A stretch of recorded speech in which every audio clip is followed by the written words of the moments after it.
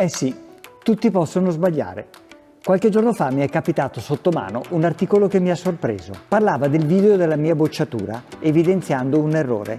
Avevo infatti detto che Einstein era stato bocciato. Ho ricontrollato e vi devo dire che ci sono rimasto male quando ho visto che sì, mi sono sbagliato. Ma non tutti i mali vengono per nuocere, perché grazie a questo errore sono venuto a conoscenza di un fenomeno davvero interessante e particolare. L'effetto Mandela. L'effetto Mandela, detto anche falso ricordo, è un fenomeno che si verifica nel momento in cui abbiamo un deficit di memoria e il nostro cervello cerca di tappare il buco con delle spiegazioni che, anche se sono plausibili, non sono vere. Così facendo il rischio è che si creino dei falsi ricordi, ovvero delle memorie che crediamo fermamente vere, ma che in realtà non lo sono. La cosa sorprendente però è che ogni tanto questi falsi ricordi entrano di prepotenza nella memoria collettiva. Il fenomeno nasce infatti nel 2009, quando l'autrice Fiona Broome si rese conto di aver creduto per anni una cosa mai avvenuta. Era sicura infatti che Nelson Mandela fosse morto in prigione negli anni 80, quando in realtà fu liberato nel 90 e morì solamente nel 2013. Poteva sembrare un banale errore, in realtà Broome si rese conto che non era l'unica ad essersi ricordata la storia in modo sbagliato. Si trattava di una falsa memoria condivisa, a cui molti probabilmente aderivano perché si erano abituati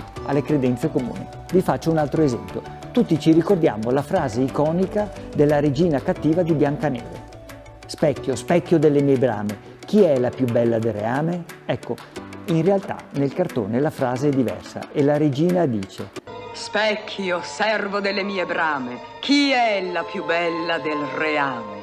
Specchio, servo delle mie brame. Non so per voi, ma per me è pazzesco pensare che tutti si possono convincere di qualche cosa di falso a tal punto da cambiare la percezione collettiva. Comunque, con la bocciatura di Einstein anch'io sono stato vittima dell'effetto Mandela. Per tutta la vita mi sono sentito dire che Einstein era stato bocciato e ormai lo davo per scontato. Invece, anche se ha avuto delle difficoltà accademiche, non è mai incappato in una bocciatura. Un po' vi devo dire che mi dispiace, perché l'idea che un genio come Einstein fosse stato bocciato era stato per me molte volte uno spunto motivazionale. Sempre Einstein però diceva che una persona che non ha mai commesso un errore non ha mai imparato nulla di nuovo. Quindi ringrazio l'autore dell'articolo che mi ha fatto notare lo sbaglio. Da un lato mi sono reso conto che la mia memoria non è infallibile, dall'altro ho trovato la scusa per imparare qualche cosa di nuovo.